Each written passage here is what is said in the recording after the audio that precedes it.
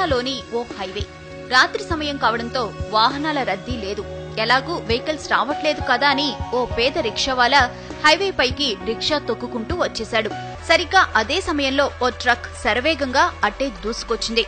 Truck driver రిక్షావాలాను గమనించేంత time లేదు. Break వేసేలోపే ప్రమాదం జరిగే పరిస్థితి వచ్చింది. సరిగ్గా అదే సమయంలో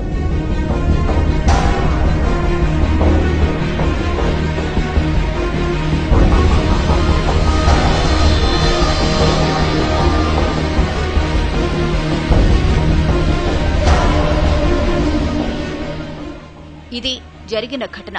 ట్రక్ డ్రైవర్ ఖచ్చితంగా ప్రమాదం జరిగిందని, తాను ఎవరినో గుద్దేశానని భావించి గబగబా ట్రక్ దిగి వచ్చాడు. అటు ఇటు అంతా చూశాడు. ఎక్కడా ఏమీ లేదు. ప్రమాదం జరిగిన ఆనవాళ్లు లేవు. అసలక్కడ ప్రమాదం జరిగితే కదా.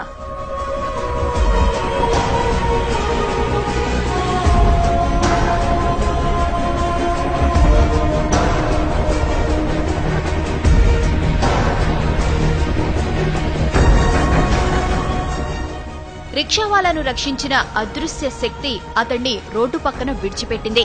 అతడు ఆరోగ్యంగా ఉన్నాడో లేదో తెలుసుకుంది. అతడు సరిగ్గానే ఉన్నాడని భావించి అక్కడి నుంచి మెల్లగా వెళ్లిపోయింది.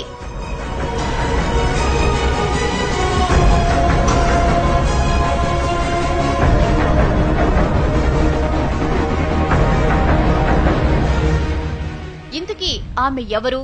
అంత వేగంగా ఎలా వచ్చింది? ప్రమాదం జరగకుండా ఎలా అడ్డుకోగలిగింది? ఆమె రాగానే మెరుపు ఎందుకు వచ్చింది? ఇలా ఎన్నో అనుమానాలు, ఎన్నో అంతుచిక్కని ప్రశ్నలు.